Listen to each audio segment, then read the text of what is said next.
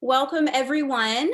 Thank you so much for joining us for Removing Barriers to Employment, a deeper dive into disability and national origin inclusion. My name is Tiffany Hansen. My pronouns are she and hers, and I am the Outreach and Engagement Manager with Luna Language Services. Luna is a full service language services company, which means that we provide translation and interpretation services in over 200 languages, including American Sign Language services. We are the largest local provider here in the state of Indiana, and many of our services are delivered remotely. So we serve clients across the country and across the globe. Our main mission is to help clients overcome language barriers. So essentially, we are communication facilitators. We have worked in workforce development work, especially over the past several years, essentially helping employers to overcome language barriers with immigrants and refugees, as well as the deaf and hard of hearing population. I have had the pleasure of working with our speakers today and members of their organizations to further this mission. So I thought, let's bring that knowledge to our network. So today we'll begin with a presentation from the U.S. Equal Employment Opportunity Commission about removing barriers to employment. Then we will transition to a panel discussion with our esteemed panelists to discuss inclusive workplace practices for immigrants and refugees and people with disabilities. If you have any questions at any point in time during the presentation, please type those into the Q&A function at the bottom of your screen. We'll be fielding questions at the end of the event, but I want to be sure to capture those as they're fresh in your minds. So now I have the pleasure of introducing my colleague and friend, Brian Shoemaker, Outreach and Education Coordinator with the EEOC. From personal experience, I can tell you that Brian is a fantastic and engaging trainer. I'm honored to work with him and am looking forward to sharing his presentation with you all today. Brian? Okay. Thank you, Tiffany. Thank you so much. Just quick, get started here. Okay, thank you very much. My name is Brian Shoemaker, and I'm with the Equal Employment Opportunity Commission. Specifically, the Indianapolis District is where I am located. And today, I'd like to talk to you about breaking down employment barriers. I'm going to do this in a couple ways. First, I'm just going to briefly talk about the EEOC. I think most people know who we are, so I'm not going to get into too much depth into that, but I do want to give a quick overview. Then I'll be talking about employment barriers in general, and then we're going to talk about some best practices. And I think those best practices will also carry on over to the panel discussion as well. So the EEOC. The EEOC is a law enforcement agency with enforcing the federal laws that prohibit discrimination in employment in the workplace. The Indianapolis District, in particular, the EEOC has, offices all over the country, but in particular, the Indianapolis District has offices in Indianapolis, Detroit, Cincinnati, and also Louisville. And here is a kind of representation of the laws that we enforce. So the EEOC enforces all of these laws and statutes. Some of them you probably recognize. You probably recognize a few. You may be even able to tell what those laws actually do just by reading the names, but sometimes you can't. And so it can be difficult just by reading these laws to really understand what the EEOC does. And so I think it is a better way to understand the EEOC by thinking this way. The EEOC is a law enforcement agency that deals with discrimination in the workplace, and that discrimination is based on certain protected bases that come from all those laws that we just looked at. And so it is unlawful in employment to discriminate against somebody because of their race, their color, their disability, their genetic information, their religion, their national origin, their sex, which includes pregnancy, and their age if they're over 40. And so that, in a nutshell, is really what the EEOC looks for. Now, in order to do that, we have certain priorities, and the EEOC has made a strategic enforcement plan. And this plan details all the things that we think are necessary and important to eliminate discrimination in the workplace. And you will see the number one thing there on this list is eliminating barriers in recruitment and hiring. And so let's go ahead and talk about that.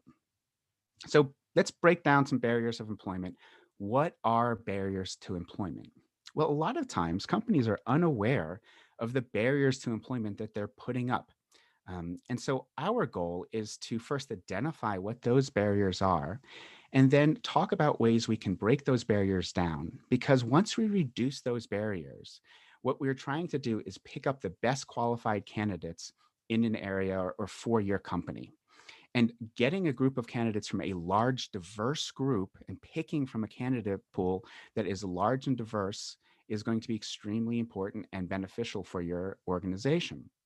And the way we can do that, the way we can cast the wide net, is by making sure that we are not putting up barriers that people don't want to apply to the organization, or that we are giving the impression that certain types of people need not apply to our organization. And so we're going to learn how breaking down those barriers actually creates a diverse and inclusive workforce because you're grabbing from a large group of individuals in communities that maybe are marginalized or maybe that you haven't actually done any recruitment or hiring to before. So what are those barriers? Well, there was a task force report that was done by the EEOC many years ago, and it kind of highlighted five main barriers to employment. We're going to talk about four of them today. We're going to talk about the like me syndrome. We're going to talk about stereotypes. We're going to talk about perception of loss, and we're going to talk about ignorance. We're not going to deal with bigotry. Bigotry is kind of the easiest one to describe in the sense that it is a organization that is purposefully not bringing in people from a certain protected group because they don't want those people in their organization. And so if that is your barrier to employment, I think you've really got to think about your policies and whether they're actually going to be in violation of federal law. But I also think the people that are here today watching this, that's probably not the major issue for you. The other barriers that we will talk about, a lot of times we don't even know that they're around. We're not conscious of them. So let's go on to the first barrier, the like me syndrome. So what is the like me syndrome? Well, it really is all about how humans and people tend to like people that are like them. And so, to give you an example, I'm originally from Philadelphia and I went to school at the University of Maryland, College Park. And so, if I'm a hiring manager and I see somebody coming into my, interview and they're wearing an Eagles hat and they've got a University of Maryland sweatshirt on, I've instantly got a connection with that individual. And I'm now thinking maybe we have shared experiences. We have maybe even shared history of things that have occurred at the University of Maryland and in Philadelphia. So I instantly have a liking towards this person, or at least this person is like me. And the problem with that is that it doesn't take into account any of the actual qualifications for that individual if they are qualified for the job. All I'm really looking at is the traits of that individual. And even if I say to myself, well, look, I'm originally from Philadelphia, and this person that just walked in, they're from Philadelphia, and they like, the University of Maryland, and I went to the University of Maryland, and I'm a good fit for this company. I have succeeded in this company, therefore this person will succeed in the company as well. Well, again, you're not looking at the actual qualifications. The qualities that make you a good fit for the company may not be the same as the person that's walking in just because they are like you. And we often see this when we have hiring managers that say, oh, you know what? Within 30 seconds of somebody walking in my door, I know if they're going to be a good fit for this company. I just get this gut instinct. I can tell right away whether they're going to be a good fit. And it's no surprise that the entire company looks like the hiring manager. So we really want to make sure that we are aware of these types of things that can occur to us, this like me syndrome, this barrier that we can put up in our selection process. And we're going to talk a little bit later about how to reduce that. But I do want to let you know first, just kind of define the terms here.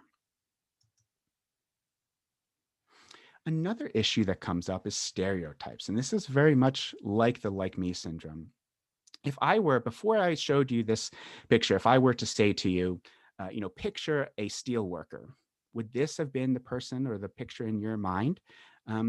And really what that's reflective of is that we have in our organization even, we have certain pictures of mind of what people should look like in certain positions within our organization. The stereotypes of of who should be in what jobs.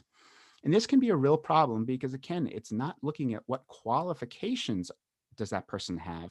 It's just what is that stereotype of that person? Does this person fit the mold that I have in my mind of what makes a good person in this position?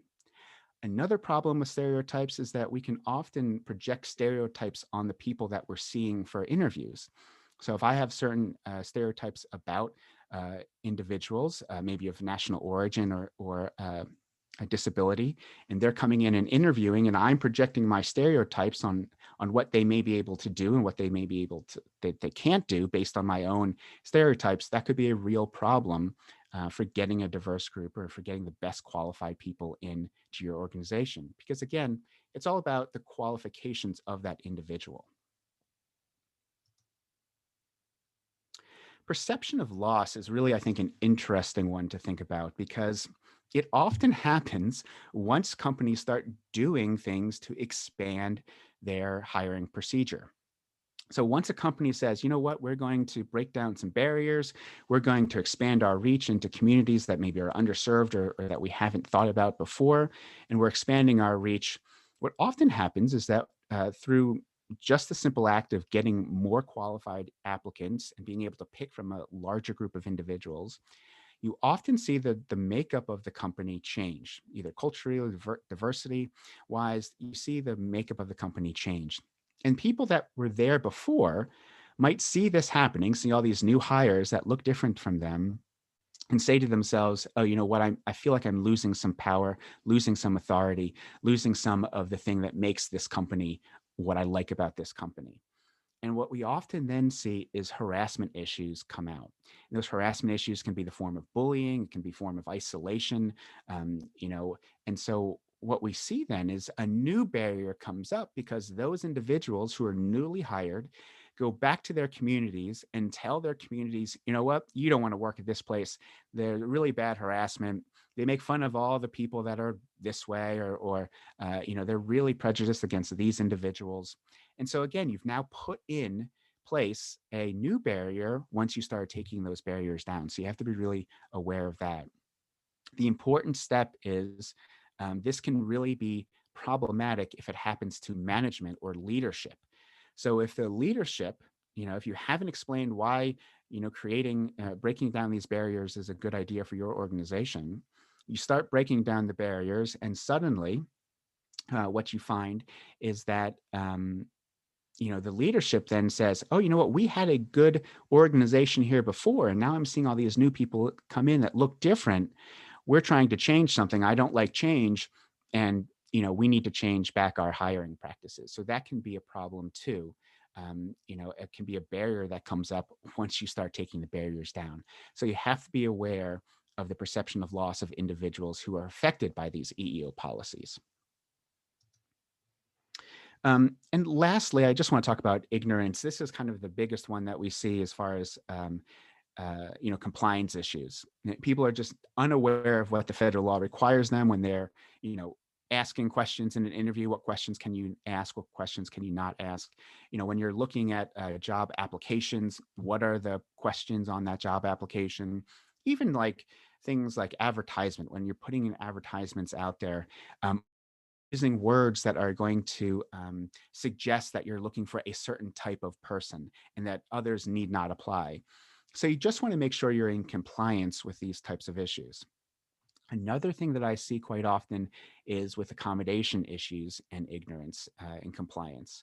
A company can have a really excellent policy about reasonable accommodations. They can be really spot on, and all the HR people know, the managers are all really well versed in accommodations. All the frontline supervisors know exactly what to do if someone comes to them with a reasonable accommodation request.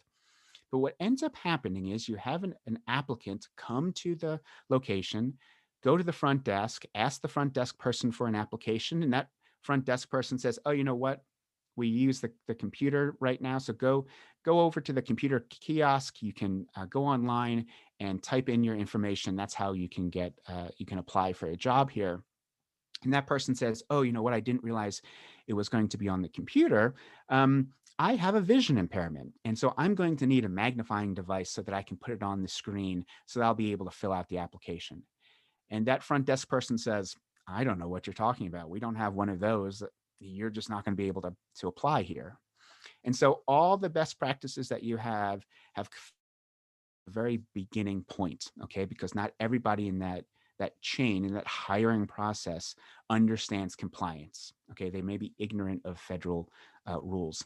And the worst thing about that is not only does that person not get to apply, okay, but that person's going to go back to their community and say, you know what, don't bother applying at this company. They don't do reasonable accommodations. They don't have, vision devices. Don't bother applying.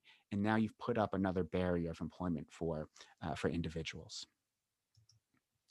So I want you to think back to your own experiences. Think back to your past job. In fact, one of your first jobs, when you were a kid or when you were in college or just out of high school, when you were looking for jobs. How did you find out about jobs that were open?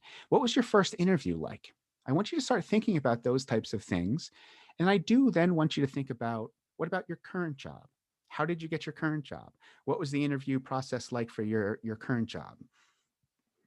Were there barriers that you can recognize now in either one of those situations?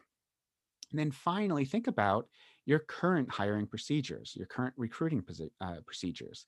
Take a look at this list that's on the screen there. Are are any of your current procedures reflected in this list? And if so, this is where we may start to now think about maybe my current position, my current job, we need to start thinking about, breaking down those barriers. One of the biggest things that we have is just not knowing where to recruit. Companies recruit in one spot all the time. They've done it this way for years. This is where we always recruit from. These are the advertisements that we put out. This is just the way it's done. And that can lead to a very narrow group of individuals that you're targeting. And it may not be as diverse or as inclusive as you want. And you may not be getting the best qualified people that are out there in the community. Another issue is word of mouth hiring. When people are hired based on word of mouth, so the employees, talk to their friends or family members and say, hey, this job's, we're hiring at my company, come work for us.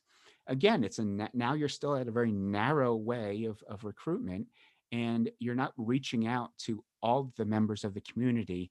And therefore, the people that are best qualified may not be as qualified as people that are outside of that group that you haven't had an opportunity to look at. And so because of this, because we want to try to advertise widely, we want to get into the community, one of the best ways to do this is by partnering with local community groups.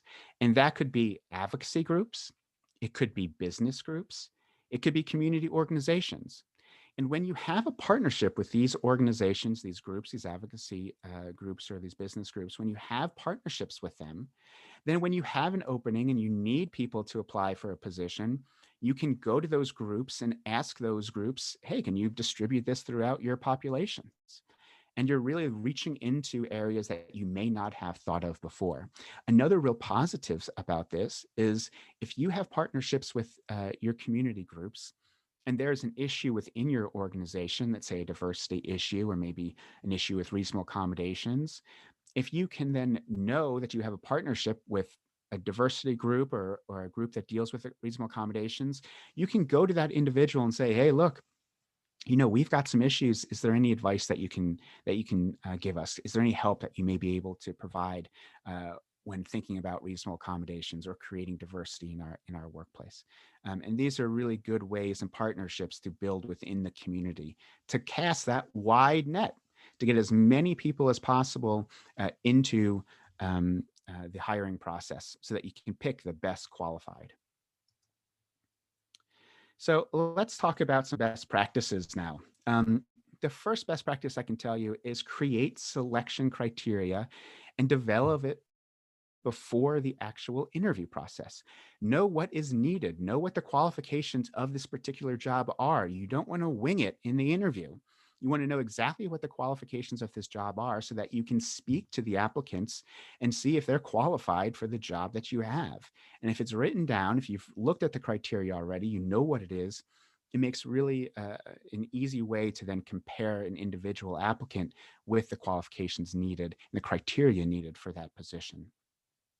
And again, look for individuals who are best qualified for the position. Okay. It's not about gut instincts. It's not about, whether you know this person, you have a good feeling about this person. It's about, are they the best qualified for the position?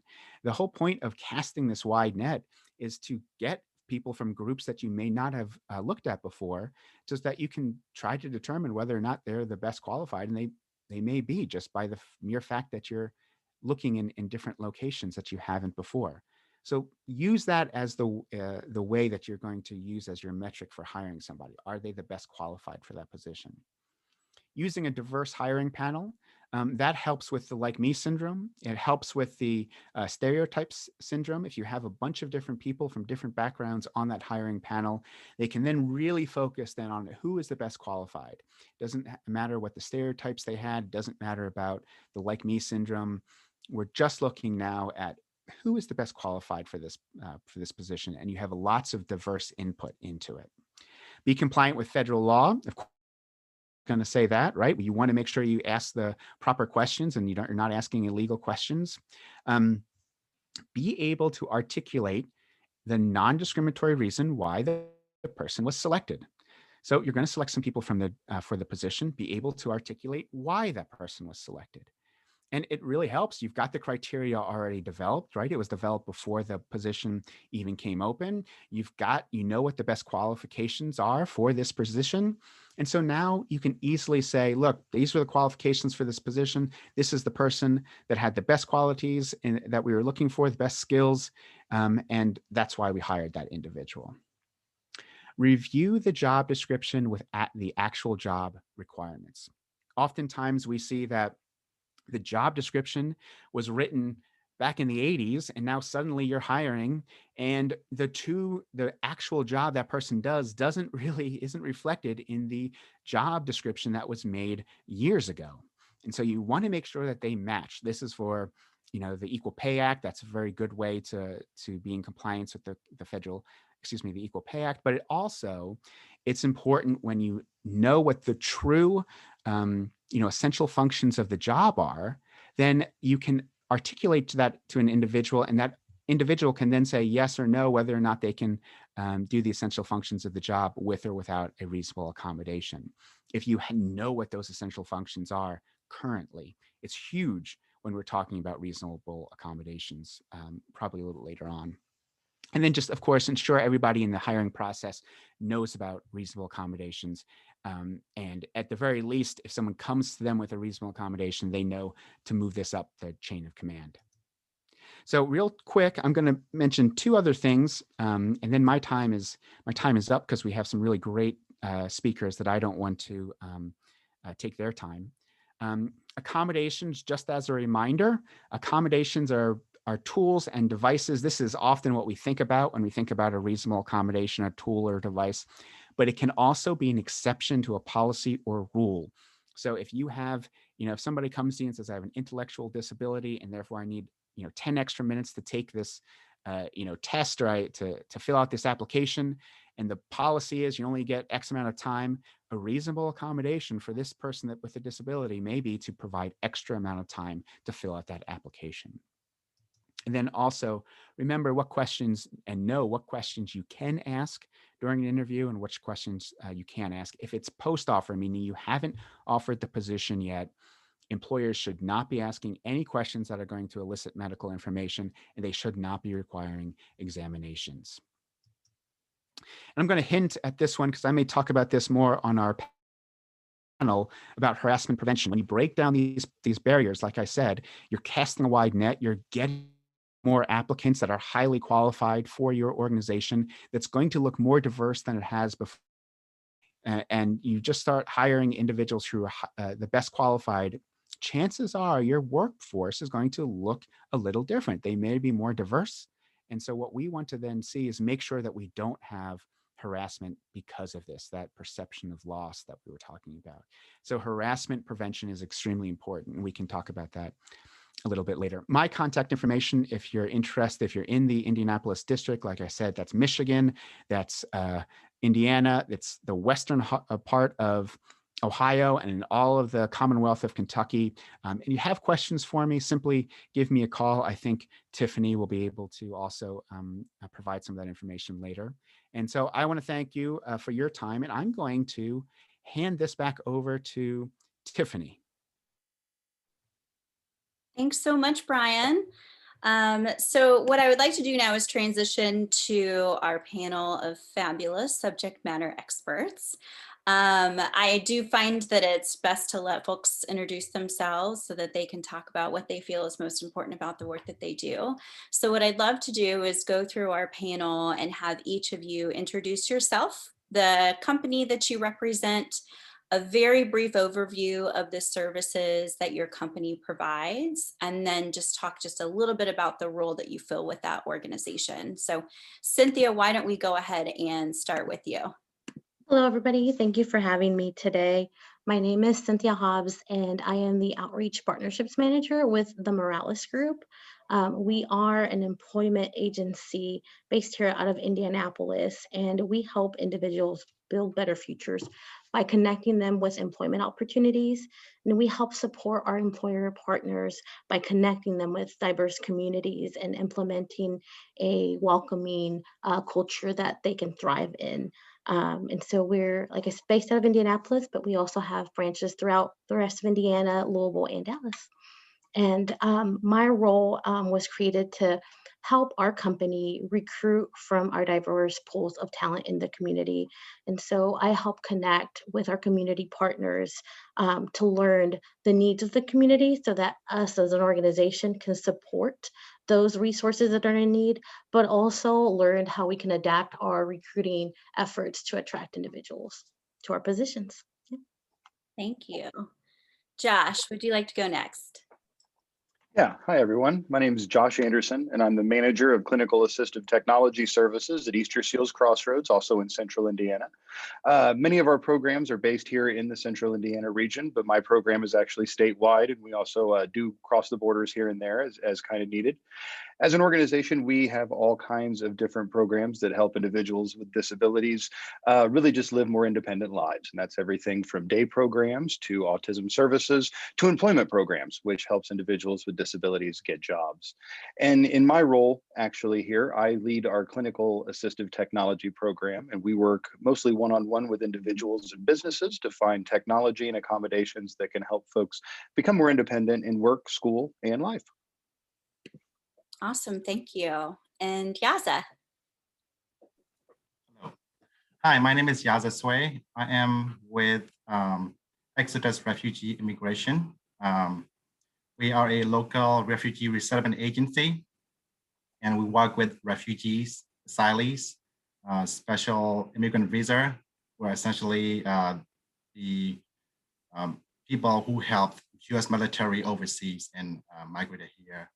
And then our program is to help our refugee and asylum population with self-sufficiency, and then to train them and connect to the resources in the city.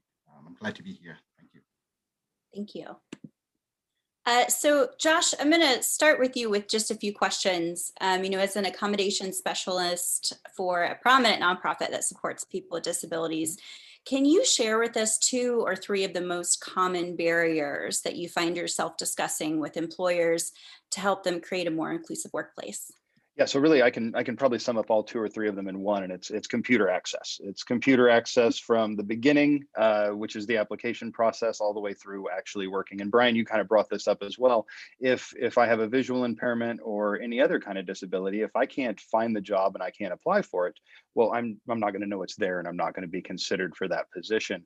But also for individuals, once they get a job, so many of our jobs are on the computer these days. Even if you work at a local grocery store, your first 2 weeks are spent pretty much on the computer learning different kinds of things. So it's very important to have that computer access. And most of us just think of keyboards and mice. And there's so many other ways that we can access the computer. If I have a physical disability, a cognitive impairment, or a vision or hearing impairment, there are so many different ways that I can still access the computer using magnification, screen reading, closed captions, or different kinds of input devices. So I know you asked for 2 or 3, but if I had to go with the really big one, that's probably the one that we see the most all across the board.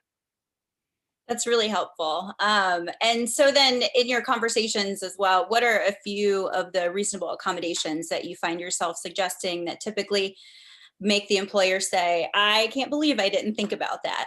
So I'll give you a couple, and probably some of these are examples that with having to work from home, people have found themselves doing. We have individuals who maybe because of an impairment, have to keep their necks or bodies at different kinds of positions, and just putting a monitor on a box or a book or something like that, using a block of wood to make a desk higher so someone can get a wheelchair under it. It's amazing that people are like, oh, well, I never thought of that. Why couldn't I just do that? Or kind of going back to the computer access, just using the built-in features to maybe invert the colors so someone with a different vision impairment can actually access the screen, make things bigger, or just a larger monitor so that you can get more information on there. And it's very easy. Most of the time, the employer has this sitting in an office where someone else used to use it, or they can borrow it from someone else. Costs almost nothing and is very easy. But yeah, there's a lot of kind of the I guess the head slapping after that of why didn't I just do that to begin with. And then do you have any suggestions for employers on how or maybe when to ask about either the need for an accommodation or what a preferred accommodation would be? So that one's always kind of tricky because really, you're supposed to kind of disclose if you do want to disclose that information. But I'd say as an employer, treat, everyone the exact same and the way that you would want to be treated. If you see someone struggling, maybe ask, is there something I can do to help? You don't even have to use that word accommodation right away. Some disabilities are pretty obvious. If someone's using a white cane or a wheelchair, you know that there's a disability there, but so many are invisible, from cognitive impairments to mental health. So you really don't know what's going on. So really it's knowing your employees, knowing if they're struggling with something and just offering that help and really then being able to kind of find it in order to give them the assistance they might need. Awesome. Thank you. Thank you.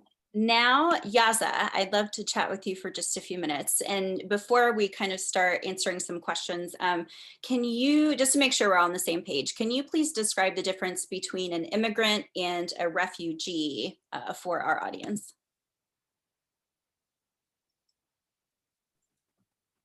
Yeah, so refugees are also immigrants that were vetted overseas for security clearance, and they are legally admitted to the United States. And by definition, a refugee is a person forced to flee his or her home because of war, political upheaval, or seek safety in another country. And refugee status is determined by the United Nations. And they have well-founded fear of persecution because of their race, religion, nationality, membership in a social group, or other such as like their political opinion. So they arrive here, they go through a series of process and referrals before coming to the United States until the United States agencies, like local resettlement agents like ourselves, receive the notice to arrive here. And that process can take 2 to 5 years or even sometime more after registration from the UN Refugee Agency. And at Exodus, we serve refugees, granted asylees, certified victims of human trafficking, and like I said earlier, SIV visa holders who help the US military overseas and other population or humanitarian consent. Yes. Okay, thank you for that clarity.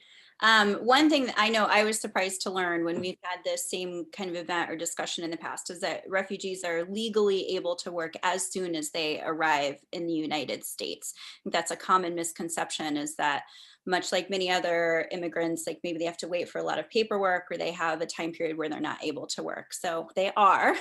Can you share any common misconceptions that employers may have about working with refugees that you find yourself regularly explaining in your work? Yeah, absolutely. You're right. Upon arrival in the US, the the U.S. airport, and then the refugees have Refugee I-94, which is a List A document for Form I-9 to verify employment eligibility in the United States. And then EAD document, which is also employment authorization document and has already been processed by the DHS, Department of Homeland Security, and that arrives in the mail. So sometimes because of the mailing system takes about, 2 to 3 weeks, or maybe like 2 to 3 months, depends on how fast they process there. And then refugee agency like ourselves help refugees applying for Social Security numbers, and then those Social Security numbers are unrestricted, so they are eligible to work for any employer, not requiring U.S. citizenship. And refugees are able to apply for U.S. citizenship after 5 years from the date of arrival. Okay. Now, when an employer has team members who come from around the world in their workplaces, what advice do you give them about creating an inclusive and welcoming culture with people from so many different cultural backgrounds? Yeah. Like George from Easter Seals said earlier, you want to treat everyone the way you want to be treated. Treat everyone with respect, just like another human being. And they have families that they support, and they are seeking to be self-sufficient and succeed in their new home country. They're not there just to fill your job vacancies. They are human beings, and they wanting to work and succeed like yourself. And at the same time, to add the value to the company, they bring in new culture, new ideas, new insights that you may not have thought about before, and that benefit your company's diversity and growth, I believe. And at our company, Exodus Refugee here in Indianapolis, we are very fortunate to partner with employers around Indiana, central Indiana, and then they are always calling us and knocking on our doors to look for new refugees, new asylum to work with them, because they know their value. They prove their value of working hard and very, very, very, very resourceful, very, very hardworking people. So they are always looking for new people to work with. So yeah, they help your company grow and add to the value of the company. And I like that you shared some of the positive benefits that you typically see of employers working with the refugee population.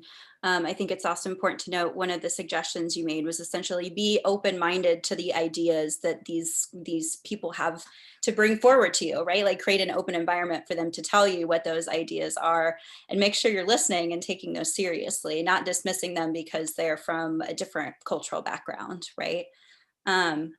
So one of the barriers that Luna typically assists employers in working with refugees is language, the language barrier. Do you have any suggestions for employers that have had a hard time understanding how to work with employees who have limited English skills? Yes, definitely. Well, I would say that invest in the communication, right? You invest in other materials at your company, like stuff, but invest in the people, invest in the communication, it will pay off. And not only for the training, and like, for example, you want to hire someone at the beginning, you want to train and hire interpreters, but you also want to have interpreters or invest in the communication at the safety meetings, annual performance reviews, and so on. And at the same time, you want to have interpreters or language communication person to do other annual performance reviews and translation of the materials and employees manual handbook. That would be good. Some employers have done that. I've seen that they have been very successful doing that. And also maybe training videos, translate that into not just English, not just from English to other languages, and then have somebody actually explain what that means, so that in the long run you don't have to do over again.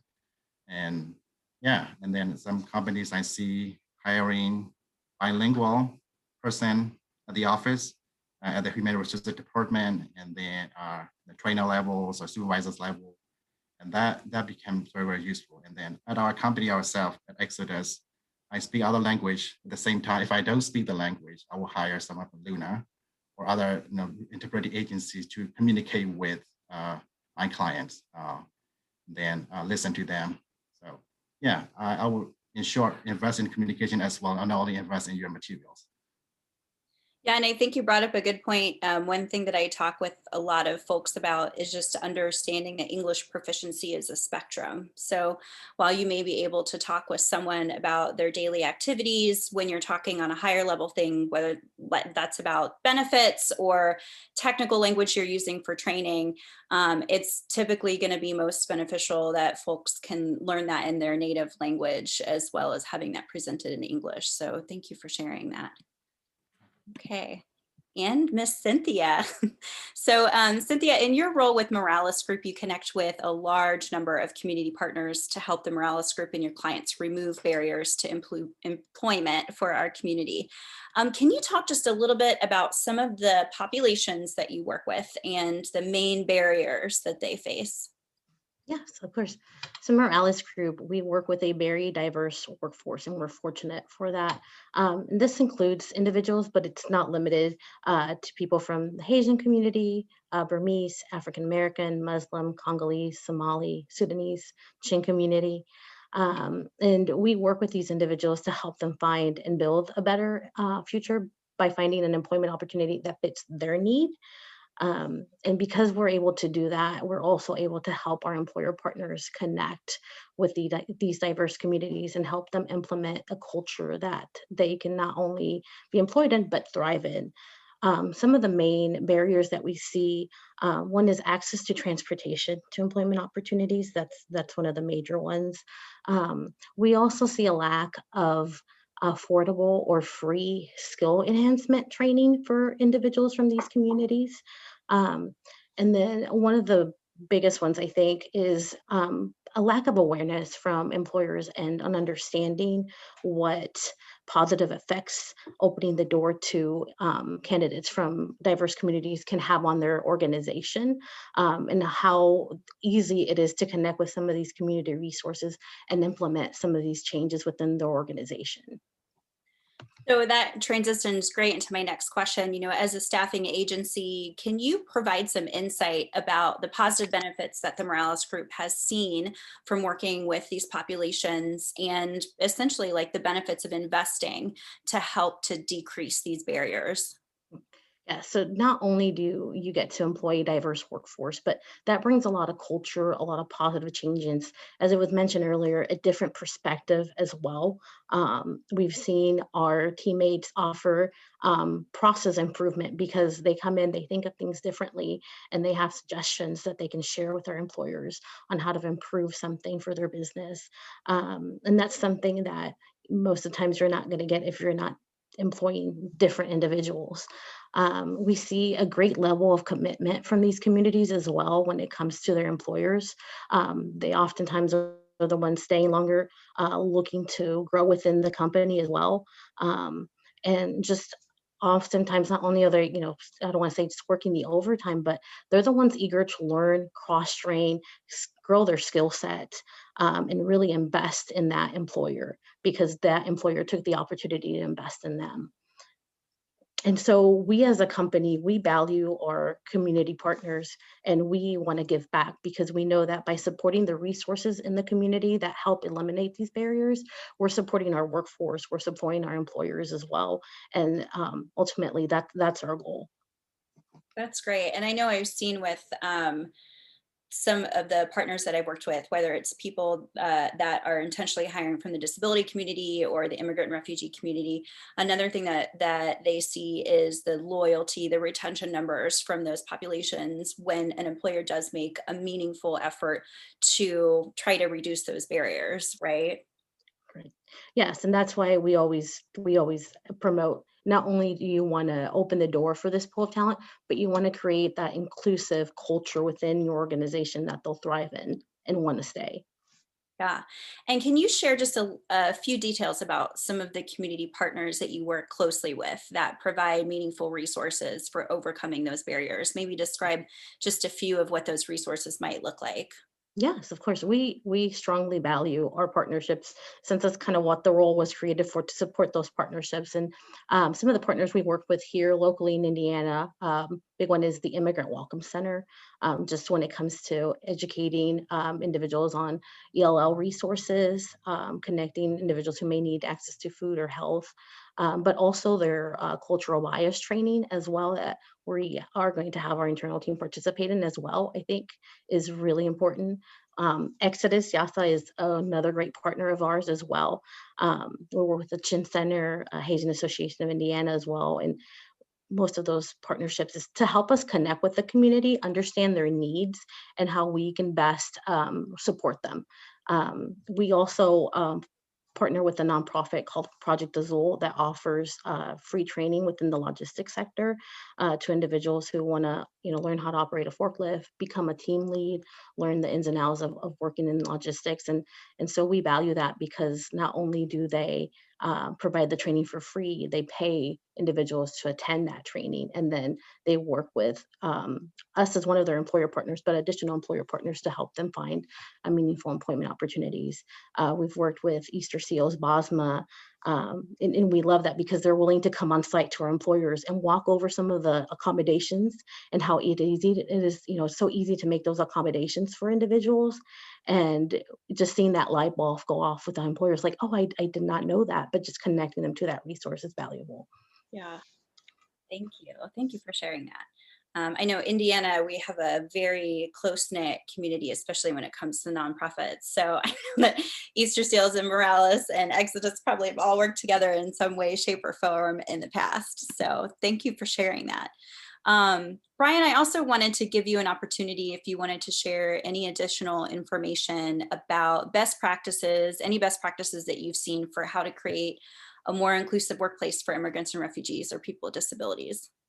So, once you really commit to breaking down those barriers, the next thing that I would recommend looking at from an EEOC perspective is how do you create a respectful workplace? Or really what we're looking at is preventing harassment. So what are you doing to prevent harassment from occurring in your place?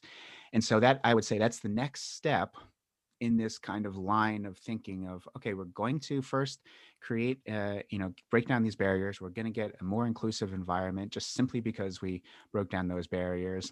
And now let's make sure that we have a really good harassment policy in place. And the first thing I would say is that, and every panelist here has mentioned some form of this, is communication.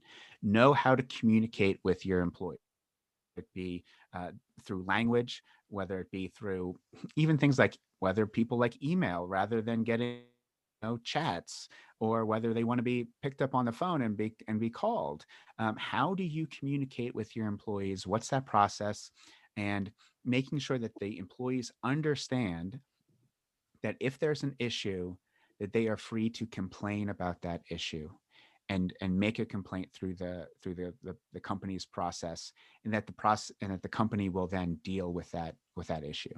And I know it sounds kind of crazy sometimes when I tell employers that you want more complaints from your employees, but truly that's how you know what's going on in your employees, in their environment.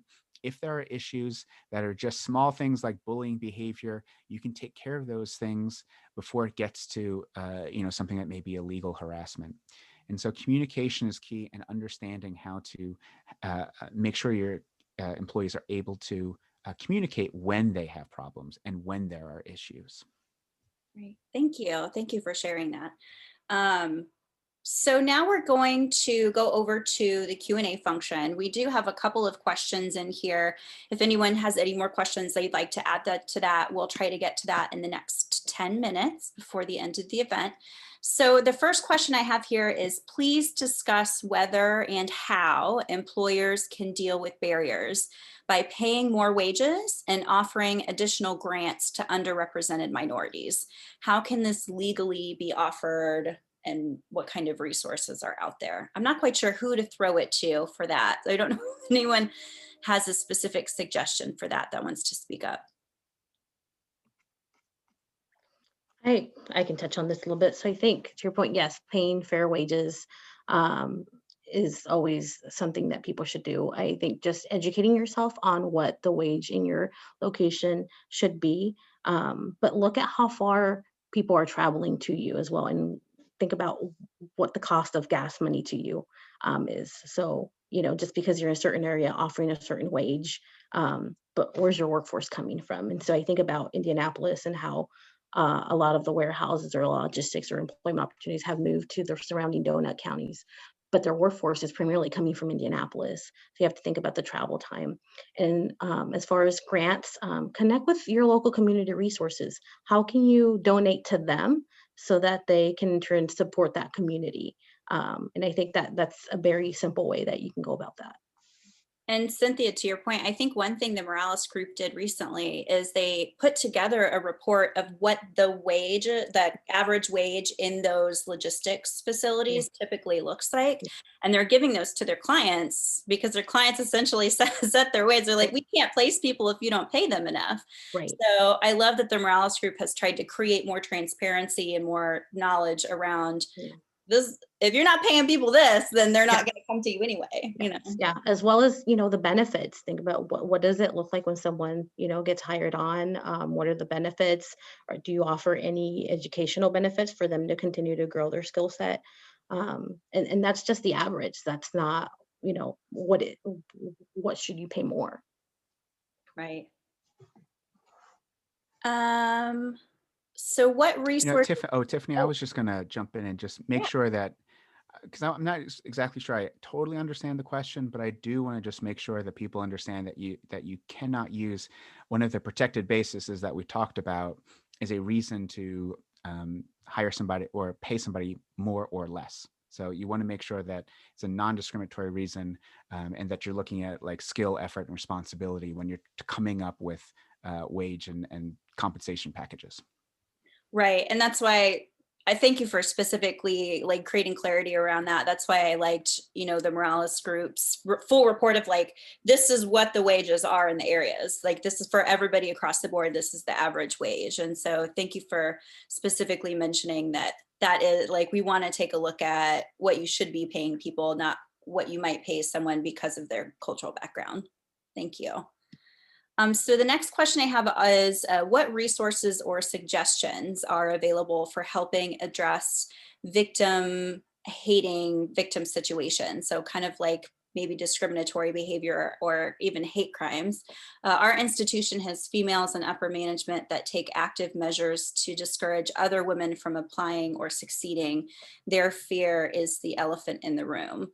So does anyone have any resources about essentially helping, maybe Brian, this would be best for you, helping employees who feel like they're being discriminated against or denied resources? Well, sure. So if someone feels that they're being discriminated against, the number one thing you want to do in your organization, you want to first bring it up with your organization. But if it's your organization or maybe people that are higher up that are doing the discriminatory actions, whatever they might be, you can always come to the EEOC.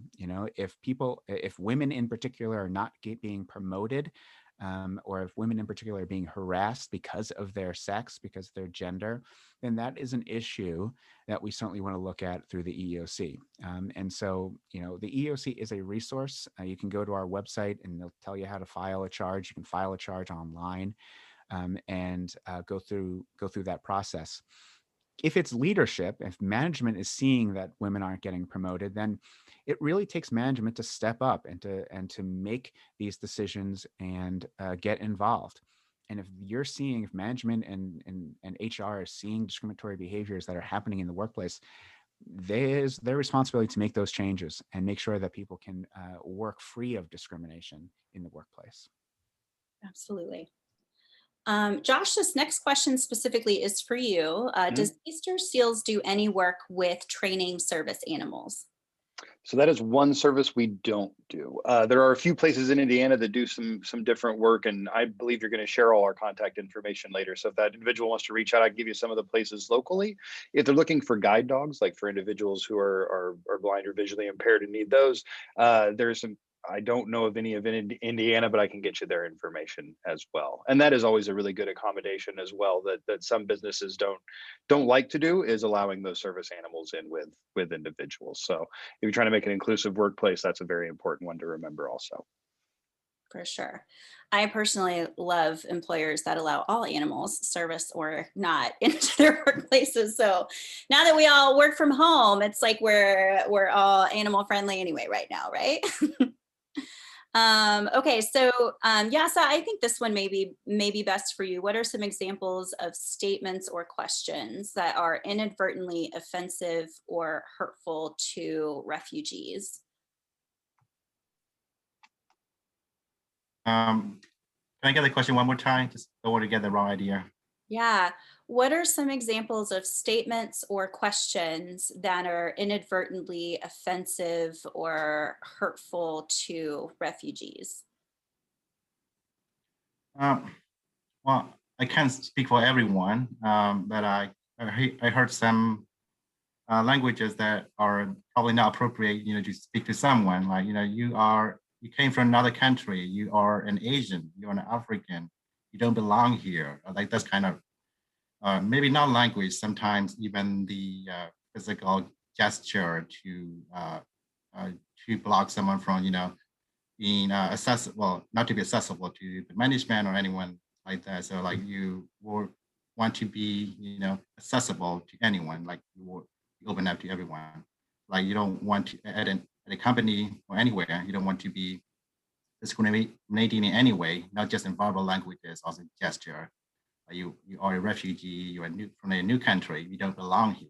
Those kind of, not just the language, like behavior doing that will be illegal and not good for anyone to practice, I guess. Yeah, or maybe just assuming that anything that's different is bad, whether that, like, from a cultural perspective, whether it's someone sharing food, like, oh, that's not what we eat here in the United States. So, well, I'm in the United States and I'm eating it. So, or, something like that. I think I also see, to your point, it's a little bit more about an attitude of being like negative towards those people or trying to exclude those people for not being part of what some people may view as the norm. I think, would that be accurate? Exactly. Okay, Cynthia, this question is for you. What is the best way to get our company connected with diverse groups? I think the best way is take a look at your local community resources. Take a look at your local community refugee office or immigrant support office, like Exodus Immigrant Welcome Center. They're probably going to be the best avenue for you to connect with those diverse groups, and just be open to learning and hearing from them what the community is looking for when it comes to employment, what opportunities they're seeking, and just getting that feedback from them so you can. Kind of change up your recruitment efforts and attract individuals from those communities. And build great partnerships like you. Yes. Brian, this question is for you. Does the EEOC offer a sample anti-harassment policy that supports disabilities and/or national origin, or do you recommend simply ensuring that those sectors are included in a standard non-discrimination policy? We wouldn't. We don't have a standard policy that says this is like the ideal policy. It is up to the employer to make an employment policy or anti-harassment policy, anti-discrimination policy that meets their needs, but also complies with federal law. There's lots of resources though at our website. So if you have questions about that, you can certainly go to our website. And I'm also there I happen to be the small business liaison for our district as well. So you can always contact me and we can kind of walk through things. I may be able to give you some better resources. The short answer is the EOC. This is the ultimate, anti-discrimination policy that you should be using. It's something that is going to have to be tailored to specific needs. Thank you. I've got two more questions. The first, is there a risk in using the terms that someone is a good fit for an organization? What does this mean? Does this create more of an opportunity for bias and stereotypes to be an issue? Brian, I think this is something you touched on a little bit. Yeah, I guess maybe it is a little bit of semantics here, but when I'm talking about a good fit, if you're looking for a person that is a good fit for your organization, they should be the best qualified. So instead of just saying, hey, this person's a good fit, maybe it would be better to say, this person's the best qualified for this, for our organization. And if you kind of look at it that, it's not just, hey, this person, I feel like this person would be be good in our organization. I get a good feeling from this person. What you really want to be looking for is qualifications. Now, there are some behavioral issues too, but you may not know them right away. The first thing and the best way you're going to be able to find out whether somebody is going to be an asset for you is, are they qualified? Are they the best qualified for that position? Not just your gut feeling that this person is a good fit. Thank you. And the last question, and then we'll wrap up here. Do you have any tips for dealing with accommodation requests due to COVID? Josh, I think you'd be the best one to answer this. So yeah, just a couple of things. Treat it like any other accommodation request, is how I would do it for sure. Sometimes that can even mean just, if folks are working from home, let them take some of their office stuff home to be able to use things. Also, I mean, some of these things are hopefully temporary and not permanent. So if they do need kind of a temporary accommodation, every state in the nation has an AT Act. We are the provider here at Indata at Easter Seals Crossroads, and you can usually borrow equipment from them. So if it's something that's maybe temporary, reach out to your local AT Act and see if you can borrow some equipment, maybe to hold folks over until things get back to some semblance of normal. Thank you. So thank you all today for joining us, and thank you to our esteemed panelists as well as our formal presenter for providing all this great information today. I'll be sending out an email after this to all registered participants that contains a recording of the session, in addition to the contact information for everyone that's on the panel. So you will all have access to this content and these great panelists afterwards. Thank you again, and enjoy the rest of your day. Thanks, everyone. Thank you. Thank you.